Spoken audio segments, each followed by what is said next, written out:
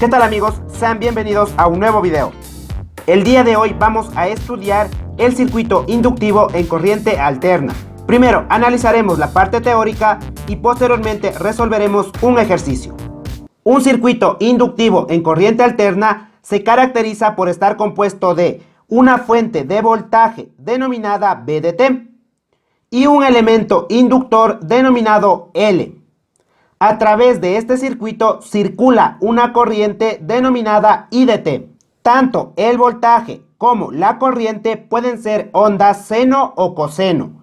Y el elemento inductor, o también denominado bobina, puede ser un alambre conductor enrollado, por ejemplo, alambre de cobre. A este circuito también se le denomina circuito inductivo puro, debido a que la única carga que tenemos es el elemento inductor. Ahora bien, en esta pequeña representación tenemos la gráfica del comportamiento del voltaje respecto a la corriente, donde la gráfica de color azul representa al voltaje VDT y la gráfica de color rojo representa a la corriente IDT. Y estas son variantes en el tiempo. La característica principal del circuito inductivo es que entre el voltaje y la corriente existe un desfase y este desfase es de 90 grados. Entonces podemos decir que la corriente IDT se retrasa 90 grados respecto al voltaje VDT.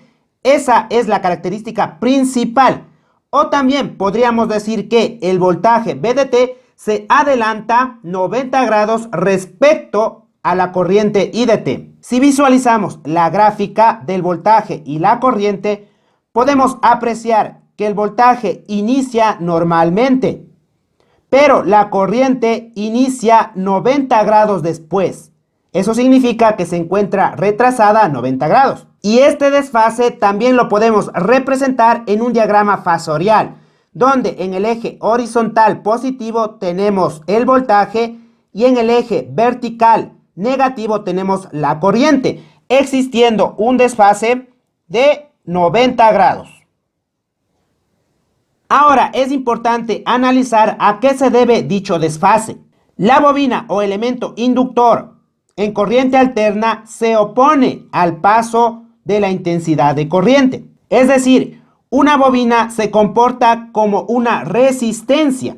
Tomemos en cuenta que esta corriente es variante en el tiempo, es decir, un momento tendrá este sentido y en otro instante tendrá el sentido opuesto. Y por las características de la bobina, al pasar por esta una intensidad de corriente, genera una autoinducción y por ende una fuerza electromotriz inducida que se opone al paso de esta corriente. Entonces, a medida que el voltaje llega donde la bobina, la corriente lo hará pero de forma retrasada, debido a esta oposición al paso de la corriente que presenta la bobina. Esta oposición se le conoce como reactancia inductiva, que ya vamos a ver más adelante con el análisis de las fórmulas. Entonces, en forma general, debido a las características que presenta la bobina en circuitos de corriente alterna, esta se comporta como una resistencia oponiendo el paso a la intensidad de corriente. Esto ocurrirá siempre y cuando el valor de la bobina sea constante, y dicho valor se mide en henrios, donde su unidad es la H mayúscula. Bien, una vez que ya conocemos el funcionamiento del circuito inductivo y sus características principales, veamos un resumen de las fórmulas que se utilizan para resolver cualquier circuito inductivo.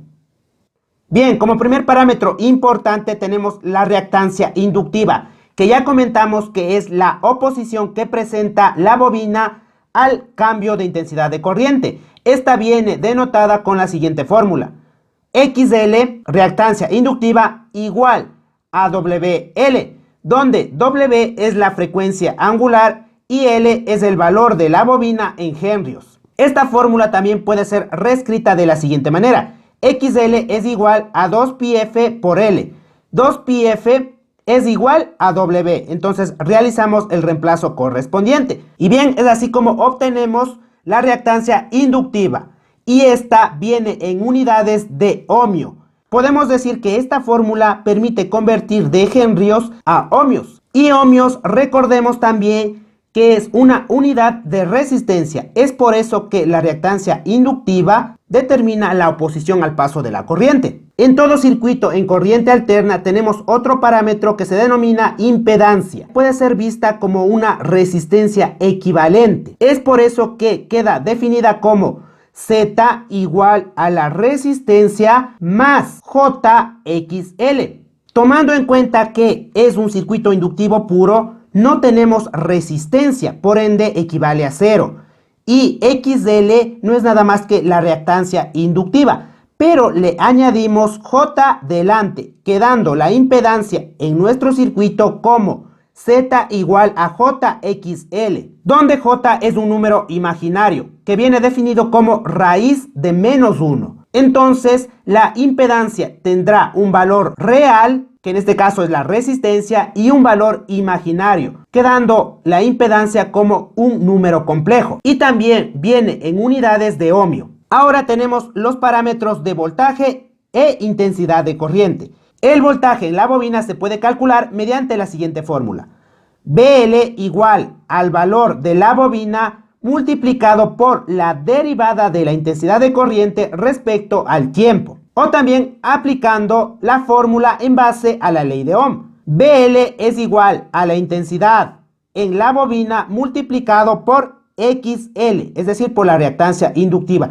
Recordemos que en un circuito inductivo no tenemos resistencia, pero tenemos reactancia inductiva que al fin de cuentas también viene en unidades de ohmio. Entonces hacemos el reemplazo y el voltaje podemos obtener multiplicando la intensidad por la reactancia. Ambas fórmulas vienen con unidades de voltios. Y para la corriente en la bobina la podemos obtener mediante la fórmula. IL es igual a 1 sobre el valor de la bobina multiplicado por la integral del voltaje respecto al tiempo. O también puede quedar como IL igual al voltaje en la bobina L dividido entre la reactancia inductiva. Ambas fórmulas nos da en unidades de amperios. Y bien, es así como se resume un circuito inductivo en corriente alterna, tomando en cuenta que es un circuito inductivo puro. Vamos a resolver un ejercicio para aplicar los conceptos estudiados. Bien, el enunciado del ejercicio dice lo siguiente. Si I de t es igual a 5 seno de 400t, calcular la impedancia del circuito y el voltaje en la bobina. Tenemos aquí también representado nuestro circuito inductivo con el valor de la bobina igual a 20 milihenrios. Entonces, empecemos calculando la impedancia. Z es igual a JXL. Z es igual a J. Y ahora vamos a encontrar la reactancia inductiva, para lo cual utilizaremos la fórmula que se detalló anteriormente. Y viene dado como WL. Z es igual a J y W es la frecuencia angular. La podemos obtener a partir de la función de la intensidad de corriente. En este caso, la frecuencia angular es este parámetro, 400. Entonces, realizamos el reemplazo. W 400 y ahora reemplazamos el valor de la inductancia, 20 milihenrios. Pero recordemos que debemos trabajar en las unidades del sistema internacional. Es decir, 20 y mili es por 10 a la menos 3. Quedando finalmente Z igual J 400 multiplicado por 20 por 10 a la menos 3 es 8. Recordemos también que la impedancia viene especificada en unidades de ohmios. Y bien, ya tenemos nuestro primer parámetro. Ahora vamos a calcular el voltaje en la bobina, que viene dado por la fórmula BL igual a la inductancia multiplicado por la derivada de la intensidad de corriente respecto al tiempo. Vamos a realizar el reemplazo correspondiente. BL es igual y el valor de la inductancia nuevamente lo dejamos expresado en unidades del sistema internacional. En este caso, 20 por 10 a la menos 3. Henrios. Dejemos de lado las unidades por el momento. Y ahora procederemos a copiar la intensidad de corriente. Paréntesis, y en este caso es 5 seno de 400t. Y a esta función vamos a tener que derivar respecto al tiempo. BL es igual y por el momento volvemos a copiar el valor de la inductancia. 20 por 10 a la menos 3. Y procedemos a derivar esta función. Paréntesis, 5 y la derivada del seno es coseno. Entonces quedará coseno de 400t. Cerramos paréntesis. Y no nos olvidemos que por la regla de la cadena también debemos derivar el ángulo, en este caso 400t. Y la derivada de 400t no es nada más que 400. BL es igual y ahora vamos a multiplicar los términos numéricos. 20 por 10 a la menos 3 multiplicado por 5 y multiplicado por 400. Esto me da un valor de 40. Y esto multiplicado por coseno de 400t. Recordemos que el voltaje viene en unidades de voltios.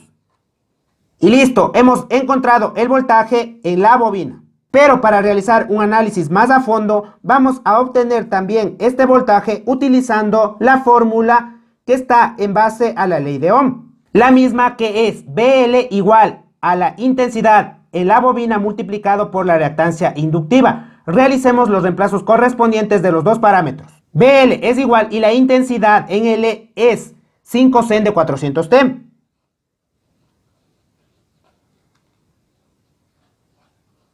Multiplicado por el valor de la reactancia inductiva que lo utilizamos para determinar la impedancia. En este caso es simplemente el valor de 8.